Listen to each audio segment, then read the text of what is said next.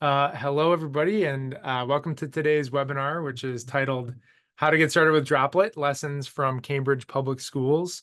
I have a great team joining me today from Cambridge, Massachusetts, and we will hear all about their work turning their manual, frustrating paper or PDF-based processes into nice, smooth, and automated ones using Droplet. As Michaela mentioned, certainly ask questions throughout as we go by dropping them right into the chat or the Q&A feature of Zoom.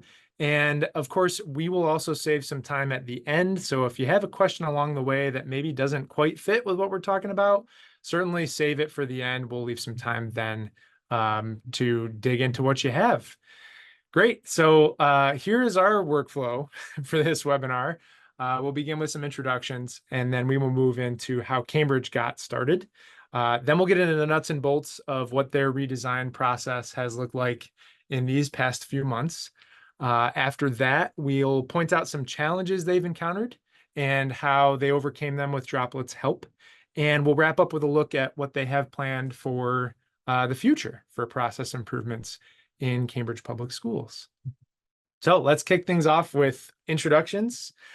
Tell us a bit about yourselves. What is it that you do in Cambridge? What are some of your main responsibilities and projects there? Let's start with Monica. Well, good afternoon. I'm Monica Leone. I'm the project manager in the technology department. And so I evaluate system requests, and we decide after documenting some workflows whether to build or to buy the solution. And if we're buying it, I procure and help implement the system. But if we build it, I work with Lisa to document more detailed workflow needs, and we'll talk about more about how the rest of it works. Sure. Thanks. Thanks, Monica. Let's move on to Eric. Hi, I'm Eric Levy. I'm the database administrator for Cambridge.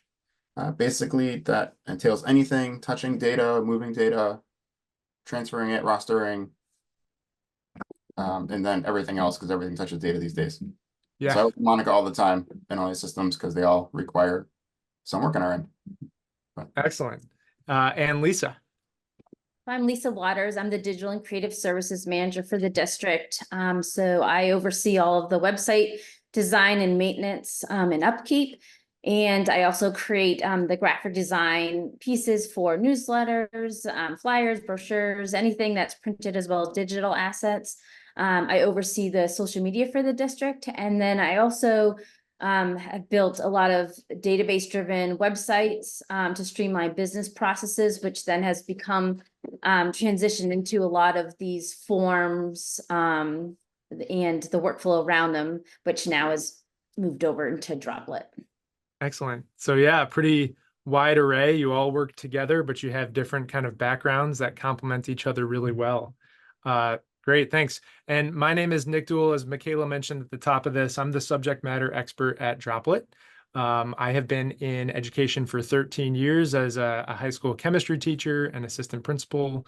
Most recently, I was the director of instructional technology at a school district on the other side of Massachusetts. And I actually also selected Droplet in my district and loved the platform and the implementation process and the people behind the platform so much that I ended up joining the team. So now in this role, I work with districts just like Cambridge to design and implement their own Droplet systems, and I love it. Well, thanks for your intros, everyone. Let's move into our first topic, which is how y'all got started. So a bit about Cambridge Public Schools for those tuning in. You have roughly 6,750 students across 17 schools. You began with Droplet not long ago, just January of this year, which puts you at about the 6-month mark. So my first question for the team, and I know we're going to dig into kind of these two forms, which are your main have been your main focus for the past 6 months. My first question is, what kind of prompted you to look for workflow automation tools in Cambridge in the first place? Well, so as I mentioned, we look at system requests and decide whether it's something we're going to buy or build. And so Droplet was something, or a workflow system was something we had talked about for a while because we had so many requests that really didn't need to be a whole system be purchased for it, but based on Lisa's success in automating other things, people like, great, we would like this automated. So we were getting a lot of requests, and we wanted a system that would support us in those requests. So a lot of those initial automations sort of fell to Lisa to kind of create on her own. Is that why you wanted to switch to a more of a system like Droplet? Tell me a little bit more about that. So, and then Lisa, you build on, so there's still systems that Lisa has built and we're going to maintain, right? They're very, very, very complex, right? And we're not going to move any of that. And we will decide later whether to move some of the forms and workflows that Lisa created for simpler ones. But we decided moving forward, we wanted more people to be able to, we wanted some more depth of field here of people who are able to do it. And that's why we selected Droplet. Yes. Lisa, did you want to add anything to that? No, I think that's exactly, just cross-training and not having it all rely on my time, just in case like something were to happen to me. We need others that also can also create the forms and the process that go along with it.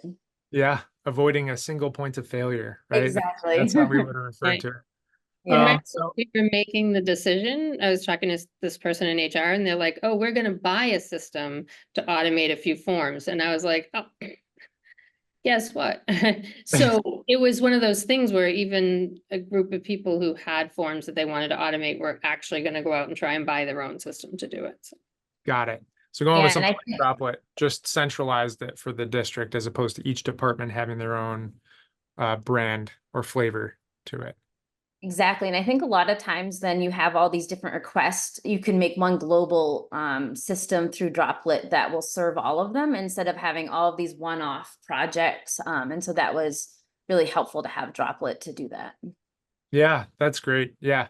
I mean, I think over time too, as people get used to seeing Droplet as forms and as approvers, it makes it easier for them to understand kind of how the system works. They don't have to keep switching between, 10 or 20 different systems based on the different departments you have in your district.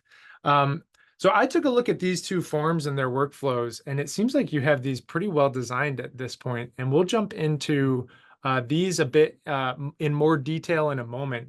But before we jump into maybe that first loss prep indemnification form, how did you know where you wanted to start? In other words, why these two?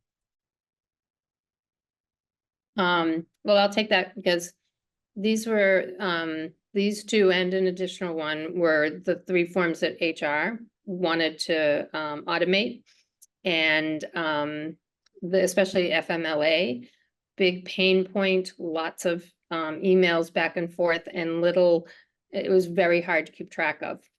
Yeah. And so big pain point, and then another one that's on our future map.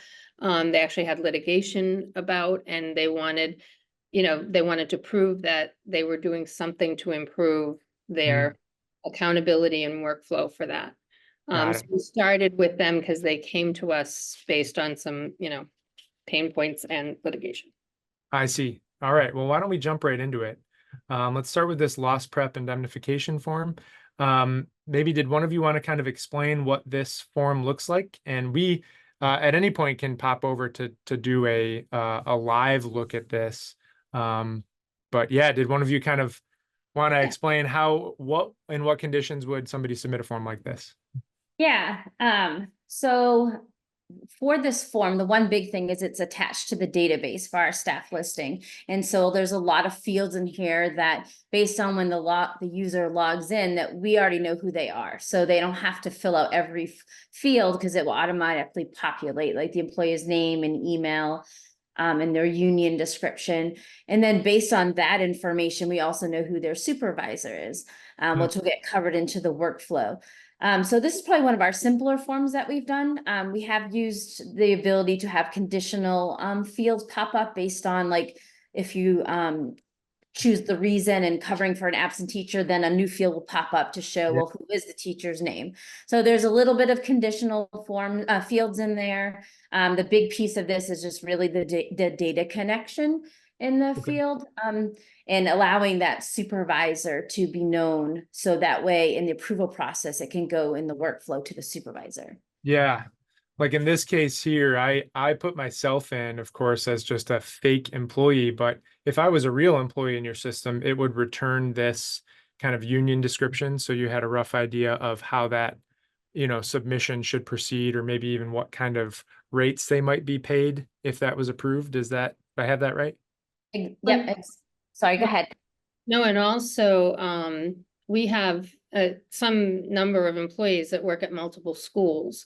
So, this allows them to choose the school, which will then populate the principal for the school. And I see. so it forces them to say which school, because that was always something that wasn't clear before. And then, some of those people have a central office or a central, supervisor, and she was getting forms from those people, and those aren't the people that they would have been in the building with. So it Right. also helped us limit who was sending these forms, who's approving these forms. Yeah, And and if we, based on that union description has a calculation in the background to calculate that total lost prep reimbursement. So based on that, we have, if it's, a certain union, then they, it's the number of hours times this percent. But if it's, whatever it is, based on that union, we can automatically calculate that for HR. and that takes a lot of the guesswork out of it, which is nice. Yeah. I just wanted to flip over to the workflow here. So it seems like this dynamic assignee is what is populated from either that data set where it's looking up that person's supervisor, or if they've got multiple buildings, it's looking at the school that they've selected from that drop-down menu. Exactly, Okay. exactly what it's doing. So yeah, so as they submit it, it will go to that designated person. And then if they were to approve it, it will then go to HR for the approval, the final approval. Okay. Obviously at any time they can send it back to the submitter if they need to, need more information, or corrections, but that's pretty much it's a 3-step approval process. Yeah, this one is probably a pretty representative workflow, because like you said, it's a 3-step approval process. They, after that HR approval, have the ability to complete it or reject it. And like you just said, sometimes you just need corrections. So those pathways that can send those back to the submitter, just to change one thing without having to fill out the entire form, can be really convenient. Exactly. Great. Let's move on to, I know we're going to come back to the data set piece because I wanted to kind of give the audience a little bit more of a preview of behind the scenes of what that looks like. But it sounds like this other form, the FMLA medical and personal leave request form, is the more monstrous one. So why don't we walk through how this form is laid out here? Okay, so this one, yes, is very complex, and we do have the data set to pre-populate that employee information still. We do have some conditional fields, so based on one answer, it might show another. For instance, what is the reason for your request? If it happens to be to care for an immediate family member, then the relationship field will pop up to say, well, what is the relationship to that family member? So it has those conditional fields there. What's really great about this form is that it pulls in a data set about the employee's history when it comes to their leave. And so HR doesn't have to go in different places to find that data. They can look at the table right on the screen once it's been submitted and review their to see if they are eligible. And then based on that eligibility, they can make a determination. And in the eligibility drop down menu, there's different options like eligible for personal FML, medical leave, eligible for regular medical leave, unpaid or not eligible. And based on any of those options, then we'll decide what notification will be sent. And so when you go into the notification, yeah. So those options there will determine what notifications are sent to the submitter. Okay. And then also there could be additional requirements like form uploads. And so this form also has the ability for the submitter to come back in and upload any medical forms or anything else that's required based on their eligibility. I see that. So there's a couple options in this. 2 maybe of these 4 options would require an additional upload. Of course, if they're not eligible, that turns into a rejection. If it needs corrections, you can send it back to them. But if I just look at this workflow here, it's this step, this initial step that sometimes, and I think this is actually a really clever use of Droplet, that sometimes it will reassign to the person that, as you mentioned, the person that originally submitted this form for an additional upload. And then it goes back to that same individual in HR for one last check. Did I have that right? Yep, exactly. Well, Excellent. and the communication to the employee has the blank form attached, which is really gonna cut down a whole lot of work on the HR's part, because they're sending out these blank forms and then they have to get them back, and then really what they determine is based on when they have all that information. But the whole process of getting to even getting the completed form has been highly manual and a Yeah. lot. She said when this is 60% of her work, Oh, wow. literally going to change somebody's work life. Yeah, it's amazing to hear. And it's something that I actually think we hear pretty often. Yeah, so these seem like, how would you rate the complexities of these two forms? I know they're both kind of HR processes. Would you say that they're more on the complex side and happen pretty frequently throughout the year?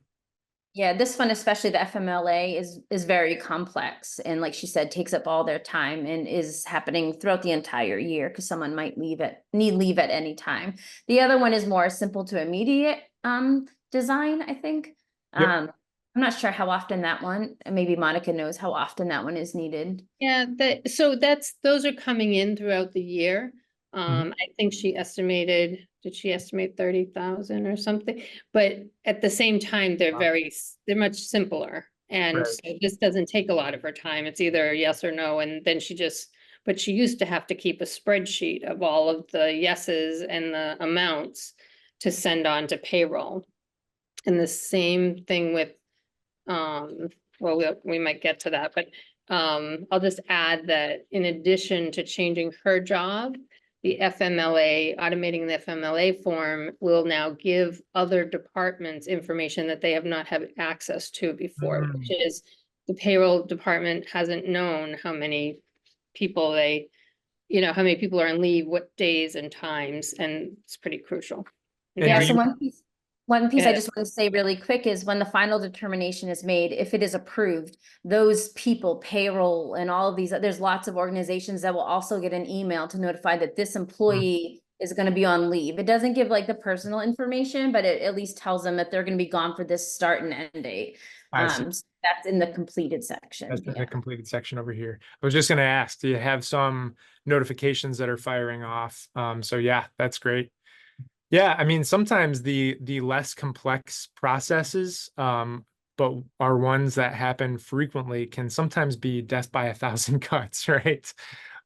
So it's good to know that you have, these first two forms should save at least one person 60% of their work, but it's probably also going to save a ton of maybe a little bit less quantifiable, with all the frustration without having consistently notifying other departments that should be made aware of some of these submissions. So that's good. I know we're going to dig into the nuts and bolts in this next section, including that data set piece, and I'd love to hear from Eric about some of that stuff as well. So why don't we move into the redesign process? Like I said, all about the nuts and bolts of your work so far. Really kind of ironically, the process that you used to redesign your processes. So on the screen now is a snapshot of a planning document for that lost prep form, the first one that we looked at. I know that your team is still somewhat in early stages with some of these things, but how has the process been so far for taking what you have currently in Cambridge and essentially dropletizing it? Hi, I'll start to talk to this one so you can hear from me for a little bit. So I know it takes a lot of planning to do this properly. Monica and Lisa have been meeting with HR, I think every 2 weeks for 2 months. Is that correct? And still continuing to meet with them as portions get finished. HR wants to refine some of the language. Maybe they realized something in the workflow, need some clarification. And I think the planning portion of this is super important. Without that, you know, it would have been significantly more difficult to make these workflows, to know what data we need to add to our data set, to know, who needs to be notified where, and especially in the more complex sessions. I sat in on some of them, and it was a lot of information to go through. I think a lot of this was probably stored in someone's head before, so it's also really nice to just get it written down on paper. And now there's proof that this is the correct process, and Yeah. what we're doing. Yeah, I mean, I gotta say this is one of the best, sort of documented processes. I think this is only page 1 of a 7-page document. But Monica, maybe you can speak to this a little bit. What kind of steps are you taking to prep for this eventual rollout? And do you have a date in mind for when either of these 2 first forms, or maybe that 3rd form you mentioned, might be actually out there in the masses? Right. So we finished the HR form with a testing session. So we tested all the conditions. And so this one's ready to go. But HR has to decide when they want to notify employees that this is the new process. So that one's ready to go. FMLA, I'm hoping I have a tentative testing schedule. So we just need to check into a few conditions that they ask for again. That they ask for in addition to everything else. So every time we meet with them, they have other things that they want us to see if they can do. Because once you can do 12 things, what is 15, right? So this is one of the, challenges of documenting things so well and forcing the clarity on the process, is that then people see it and they're like, oh, wait, I would really like it to do this or to do that. And they didn't say it up front because they didn't see it first. So this one's ready to go. The other, I don't know how many pages the other workflow documentation is, because it just goes on and on. But that's been a big benefit, because it really, I make it clear up front to people who want to do this that they need to spend time explaining what it is they do now and what it is they want to see happen. And it really does bring a level of clarity, although documenting is a royal pain in the neck. Yeah.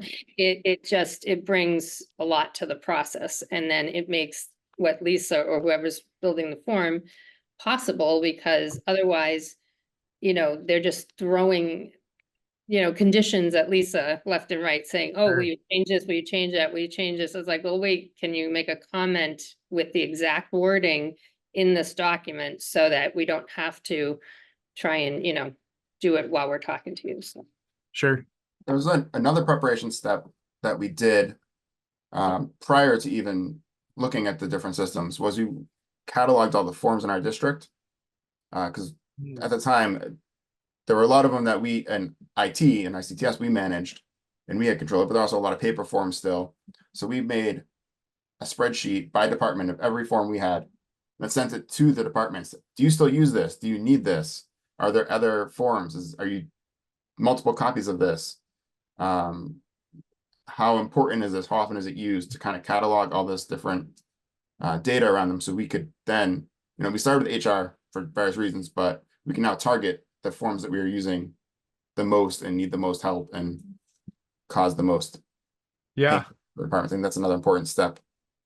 One thing too, Eric, that I think probably saves a lot of pain and headache is another really cool aspect of your forms, which is the API connections that sync nightly to push data from another platform in Cambridge into Droplet.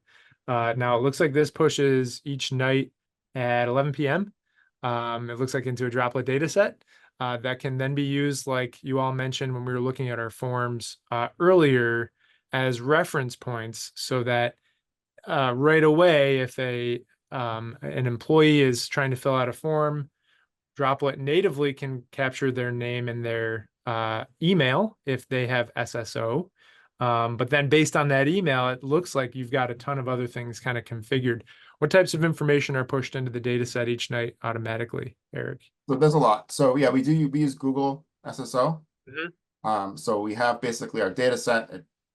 It's basically a JSON file, and each record is the email. So that matches up immediately right there. Okay. And it actually updates every night, but it's smart enough to know that your side's smart enough to know no change. Don't have to make a new draft, a new version. But yeah, we're taking departments, union membership, hire dates. This is all things that we found out we needed or were just pretty easy to add at that point. Supervisor name and email. We can use that to match up our approvers. We Okay. have the school, and there's 3 data sets we're sending right now, and they link together. So we have another data set that's the school information that has the principal's email, principal's name, system principal's name. I don't remember, and I think the clerks as well are in there Okay. for workflow purposes. Sure. Would be And really, really helpful for notifying too. exactly. Yep. Yeah.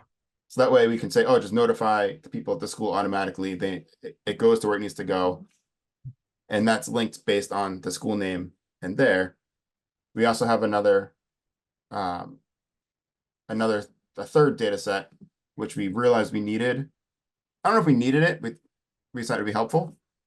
We wanted to kind of pre-approve employees for FMLA ahead of time as part of the leave option, just to make HR's job easier. Like, hey, we already know your criteria. We have this data. Can we just kind of let you know? It's not the final approval. It gives her information so she can say, hey, this looks good. I agree. Or no, it's not approved for reasons we don't know. That's the employee changes kind of table, right? This employee history. And so Yeah. this would fill in right now, it just shows blanks because I'm not an actual employee. But if I was, all of this information would kind of fill in, including that employee history of changes, which is super cool. Yeah. So we decided that would be too complex for us to kind of, or not too complex, but too rife with problems to do the pre-approval. Yep. So instead we're sending her the last 2 years, all of their transactional history. Mm, I mean, if it's just everything. So if they're hired, it's their hire date. They need that sometimes. Yep. If they've taken previous FMLA leave, when and where, or not where, but when it started, when it ended, intermittent or continuous leave, what the reasoning was. It also has some employee info in there because that can change. So if it has their FTE, their hours, their contract length, like a 10-month or 12-month contract. We took out, we're not sending salary things, but other than that, it's basically all there. Any change to the history. So you can immediately look and see it, and it goes up 10 rows. And it's made her job significantly easier. She doesn't need to get the form, log into our HRIS system, pull the employee up, look at it, go through everything. It's just right there for her. right. Makes it nice and easy. And it's going to be updated because it syncs every day. Yeah. So to sort of summarize what you said, an employee's email in this case is automatically recognized when they go to a form to fill it out. Then that email will be used to reference a Droplet data set, which then populates all of the relevant fields. And this, you can pick and choose which of these fields you want to be visible to the person that's filling it out. In this case, it looks like on this form, this is just on a later step, or like what you described with the employee history, that would be on a later step too, to help her determine eligibility for that type of leave. Yeah, and we can hide that from the employee, so only the HR person sees that. Yeah. We can hide that from maybe clerks don't see it, but principals do, things like that. There's lots of flexible control there. Also, someone asked a question about the automation process. Mm-hmm. So I'll briefly go into that. So basically, I wrote a Python script. It's pretty simple. It takes a couple CSVs, one from our HRS. We use PeopleSoft for HRS. We use Aspen for our SIS. It takes data from both, kind of just combines together, converts it to JSON, and then uploads it nightly. And I've talked to Nick about that, and I'm happy to share that as well. And obviously, you need to customize parts of it, but the functionality of getting it into Droplet is there. It's very easy. You can also, if you don't have the capability for that at your school or your district, you can go in and manually you can, just put it in once and update it manually if you need to. I don't know if there are other ways that other Sure. districts well, but it is pretty easy, and you can go right in and do it. It's instantaneous, so I can run it any time of day. There's no need to wait for it to sync like a lot of systems. It just happens. And I understand that Eric very generously has offered this for just a one-time fee of $500,000 for anybody who wants this Python script. Yeah, I'll write it. I'll do everything for you. Yeah. All right, great. Well, hey, why don't we move on to our next section? I want to highlight a few ways that working with Droplet has helped you overcome your early challenges, because I know you're still just getting kind of started. Can you talk a little bit about some of the complexities that you've encountered, and maybe how some of these resources from Droplet were helpful in overcoming them? So there's one more Sure. question. Sorry, I'm gonna interrupt real quick. One more question just came in about the data sets. So while we're Oh yeah, before of we move course. on. Someone asked, this limitation on what kind of system a district has to sync these data sets. There really isn't. We can make, you don't have to set anything up in Droplet ahead of time. You just send it as part of the API file. You can make as many custom fields as you want. I think the biggest limitation would be on getting that data into a way you can use it. Whether that's converting a CSV to JSON or just pulling it directly. But we're pulling from multiple files and then actually pulling from a couple systems that Lisa has as well that she's made, just to kind of concatenate it together. So I think there's no limitation on Droplet side. I think it's just, do you have a way of getting that data regularly? No, yeah. Thanks for flagging that there were questions coming in the Q&A. I was just looking in the regular chat. Yeah, Lisa, sorry, did you wanna add something? Oh, I was just gonna talk about the overcoming challenges. Yeah, of course.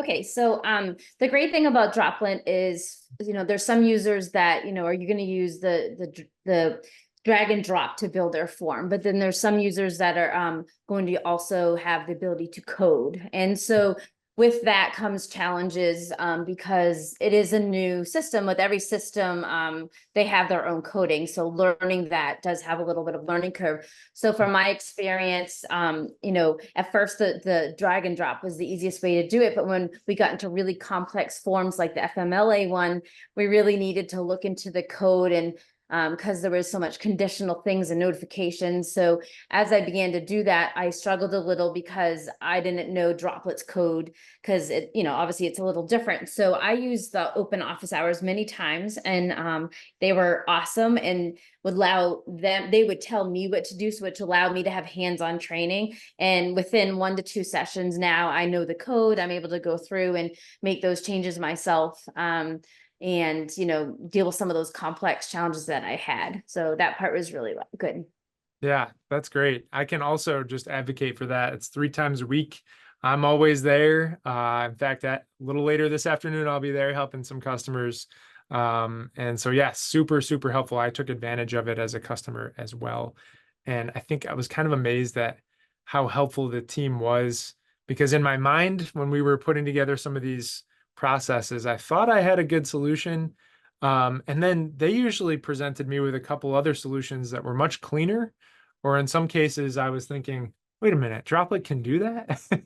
And so that was helpful to just get that one-on-one kind of like person-to-person chat support. So I'm glad you brought that up. Anything else about Droplet support, the email address for getting support, or maybe some of the training sessions or guides, some of our references? Sure. So I haven't not used the open office hours. I haven't had the need to, but I did work with Droplet support a lot as I was trying to get my program up and running. It's usually just small things in my end, like I didn't know how to properly format something or what, or even just ideas on how to kind of like that employee history form. We weren't sure the best way to go about it, but we sat with them and they kind of just were like, well, here's a way, if we make this table of this many rows, we can have it just kind of fill in from your data set. Right. We were kind of thinking having like one big text string that just kind of gets plopped into a box. And like, well, let's work on it this way and go through it. And they worked with us to make sure that like the ideas that we had would work Yeah. and in the most, in an effective way. Yeah. And they have the Super benefit of helpful. seeing how Mhm. all of our other customers across the country have been using this too. And sometimes I'm sure they pull ideas from other districts and say, well, I can think of a district that's using this way. what if we did it that way? So that's helpful too. They were very Um, helpful. Cool. Anything else to add before we move on to future plans? I do see someone put in a question. Monica, looks like you're typing out. Have you worked with your business services side on automating their forms? So like the business and finance office. Monica, did you want to just kind of answer that one for the team there?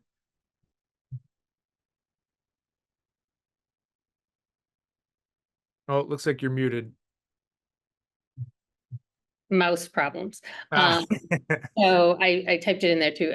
Yes, perfect. we haven't yet, but we will because they're part of the overall inventory of all the forms. One of the other things we're thinking about is looking at what are all the forms that clerks use when they interact with teachers and for parents, and so looking at it by a school-based job function and trying to automate and change their work life too. Mhm. And so they would touch financial forms as well as human resource forms in their interaction with teachers and parents. Okay, I- great. I'm in regular meetings with payroll Okay. for other reasons, and they have already expressed to me multiple uses they want to use Droplet for. Once they heard about it, they're like, oh my God, could we do this and this and this? And as people in districts are hearing about it, especially once we start using it, pushing it up more, there's lots of people interested in it. Yeah. Kind of the sky's the limit. Um, well, let's actually, it's a perfect segue into our next section. And this is our last section before we just kind of focus on the questions that are coming in through Q&A. So this will be all about the future plans you have in Cambridge. Now, I know that only so much can fit on the docket at once, and some of these things are bigger projects than others and can certainly change shape and priority over time. But can you walk me through some of your next initiatives with Droplet, maybe starting with that form evaluation?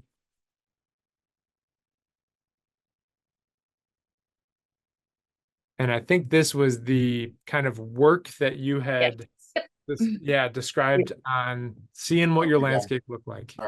Yeah, so what we've done is we've gone through all of our staff and student-based forms and prioritized them first of all, and then tried to figure out, are they already digitized? Is there a workflow around them? Is the language that's used in them accessible? Is their translations needed, or are they already done? And really just going through all different kind of metadata around each of the forms. And then based on that data, we're evaluating them. Should those become, into Droplet, and start designing those and making a schedule for those to be implemented. So that's our form evaluation part, but it's pretty hefty because we have a ton of forms in Cambridge. And there's probably a ton out there we still don't even know about. So it's kind of an ongoing evolution, an ongoing process to evaluate these forms. Yeah. Yeah, no, I'm very curious to hear how that goes. So I'll be checking in with you probably in a couple weeks or maybe a month or two just to see. I wonder if, as Eric kind of described, or maybe it was Lisa earlier described, talking with other departments and saying, what forms are you using? Are you still using them? How often are they used? I wonder if they would want to share how painful they are, as that might help you prioritize within that department. Is that the first one within your area that we focus on when we're ready to? Yeah, so a question came in about when you have a Droplet form that people submit to begin the process, or do you have a Droplet form that people submit to begin the process, or is that a simple help desk ticket? I think that's a question for Droplet on my end, right?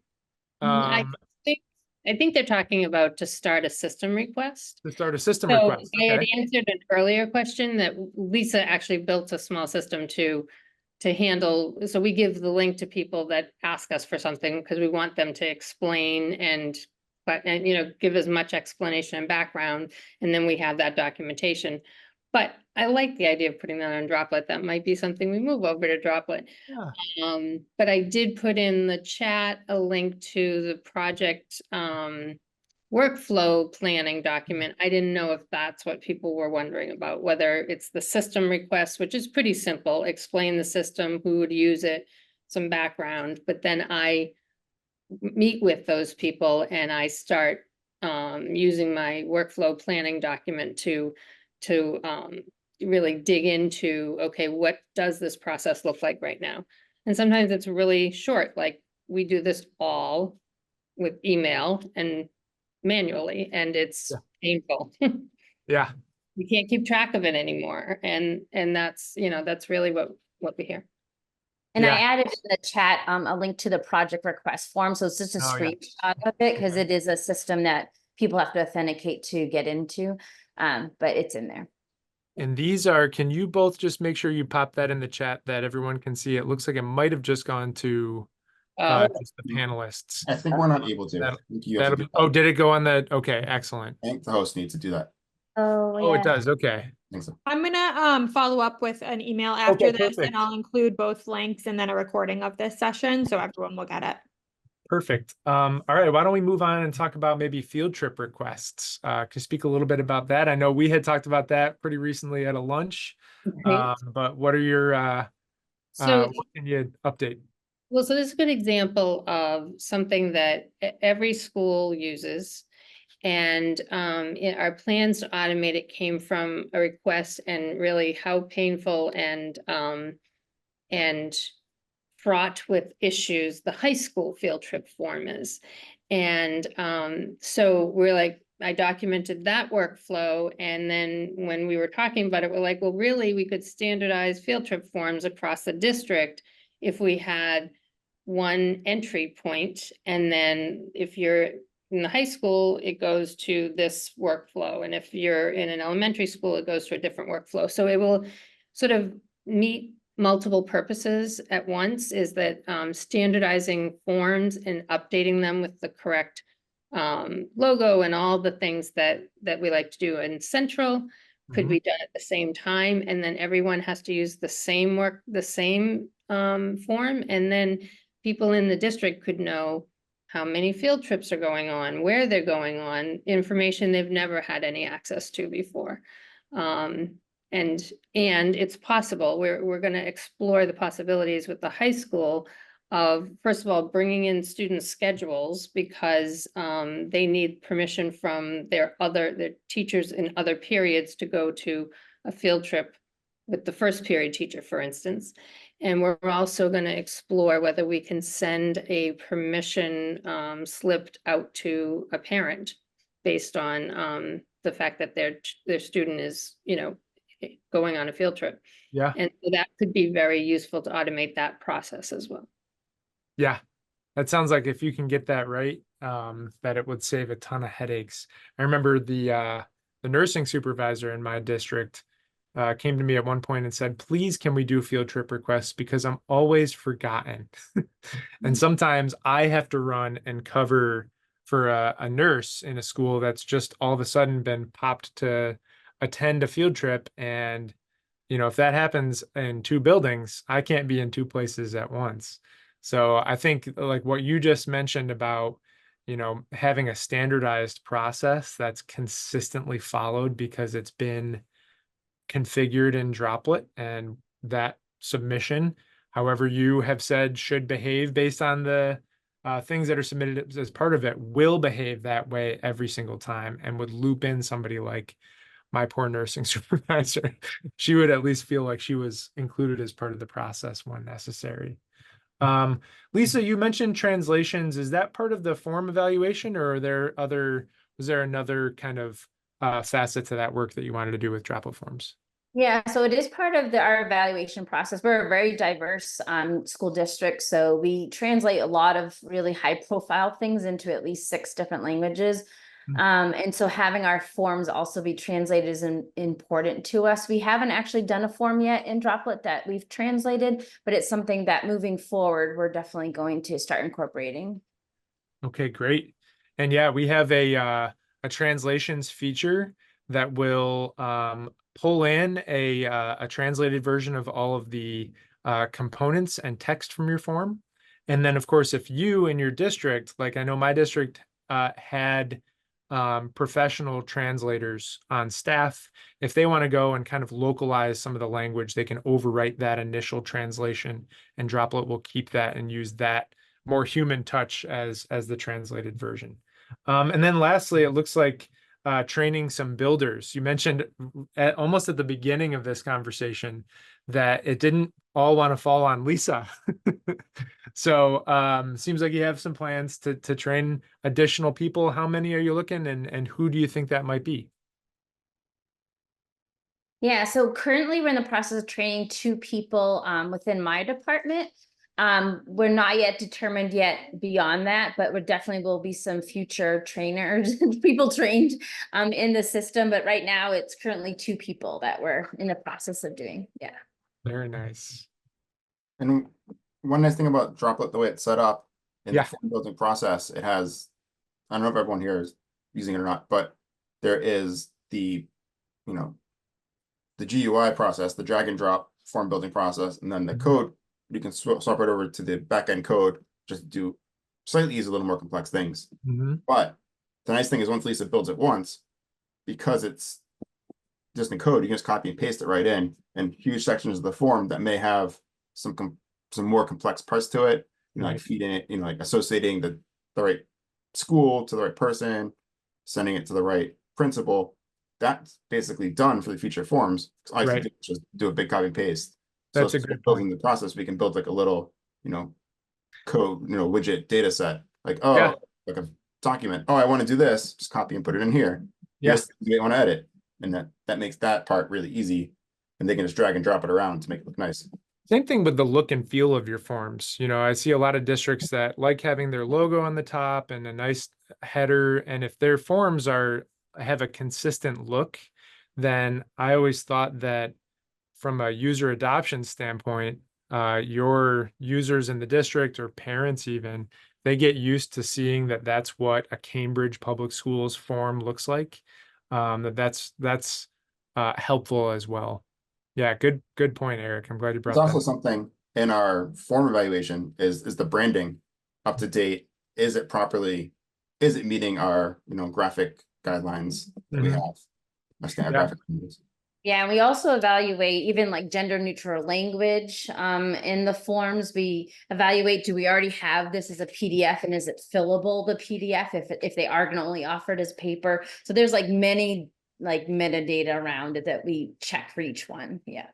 Yeah, that's great. I'm sure that a lot of the attendees of this webinar would probably want a part 2 of this a couple months down the road to see how that form evaluation process is going. So maybe we'll check back with you after that's been done. All right, great. Well, this has been a great conversation. We have about 10 minutes left or so. So let's turn things over to the audience for questions.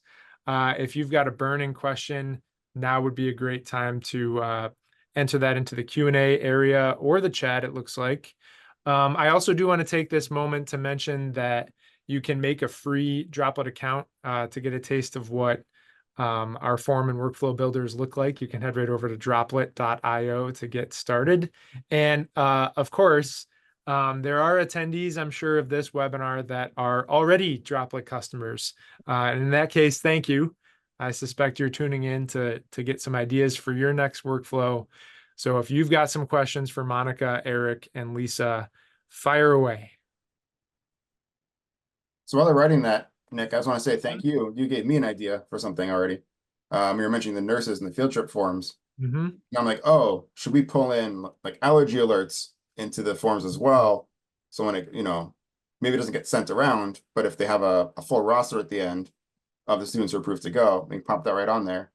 Yeah, I mean, that's Opportunity. another actually a great use of open office hours is sometimes customers will pop in, not because they have maybe a technical question, but because they have just a kind of a thinking out loud type of question.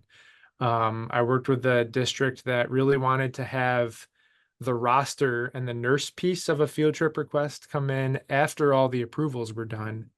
And they also, get this, they wanted to give the teacher, in many cases, who's starting off that request, the ability along the way to go to the submission and cancel it. And if it was canceled, Droplet would send notifications to anybody who had previously approved it so that they were aware that, hey, that field trip that you thought was on the books where we needed 4 buses, yep, it turns out that that's actually canceled. So, the platform is I think versatile enough to handle some of these really customized, complex use cases like that. So, yeah, come to open office hours and we can always chat about ideas. I know we'll be talking about that field trip form pretty soon. Any other questions out there, or anything that any of you as panelists would like to add to the conversation?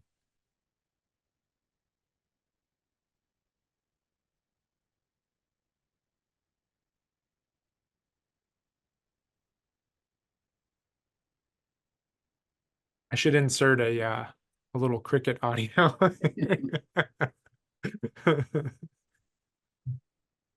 All right. Well, we got one. What is your training plan for your staff? Oh, that's a good one. Maybe for Lisa.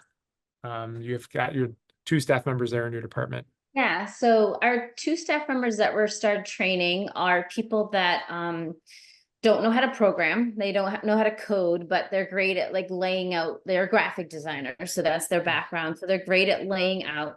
So the first step was them to just learn the drag and drop part and lay out the form.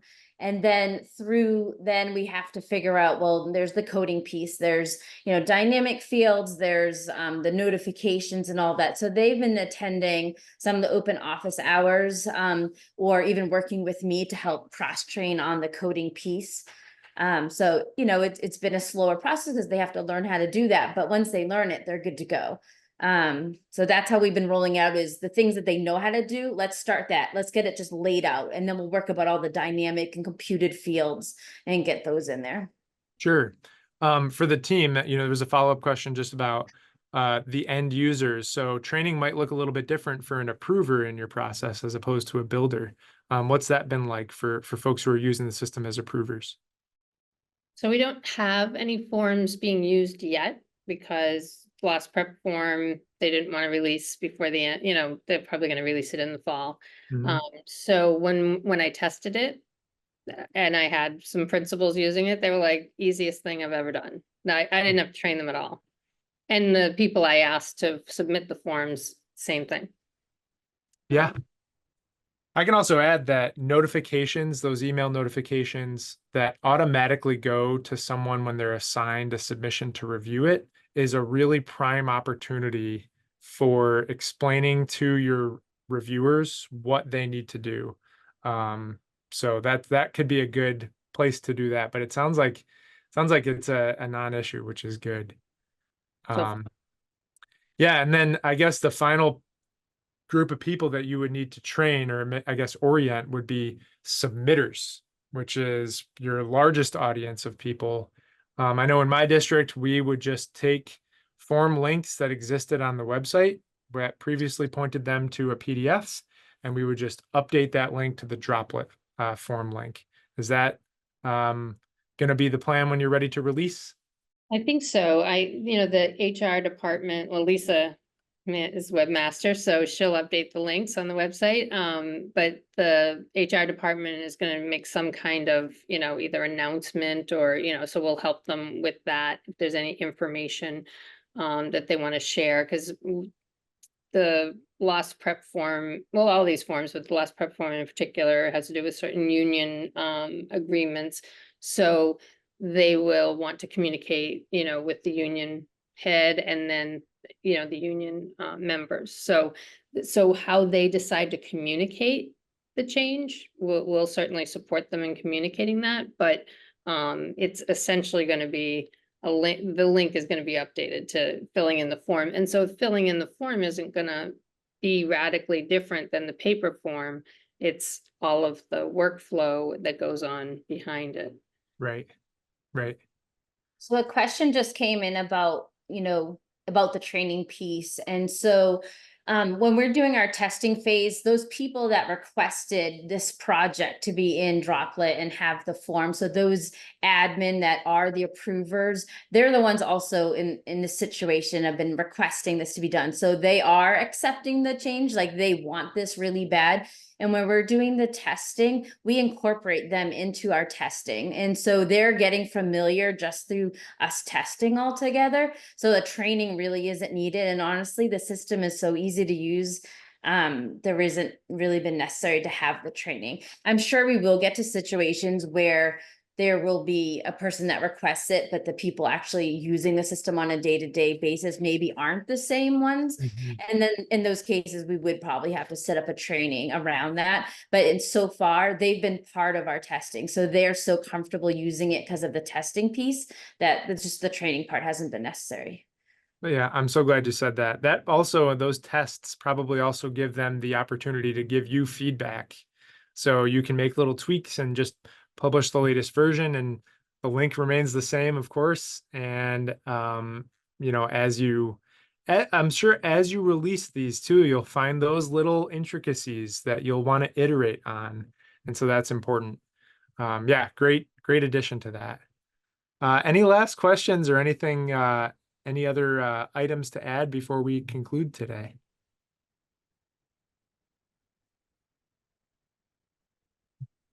All right, I am so thankful for the three of you joining. Monica, Eric, and Lisa, thank you so much for joining to share your insights on how things have been going so far in Cambridge. Good luck with your future plans with Droplet. I'm sure we'll be in touch about all sorts of things, field trip requests, how the rollout's going this fall, and your form evaluation process. To everybody else who tuned in, and to Michaela and the whole team at Droplet, thank you as well for attending, and have a great day, everybody.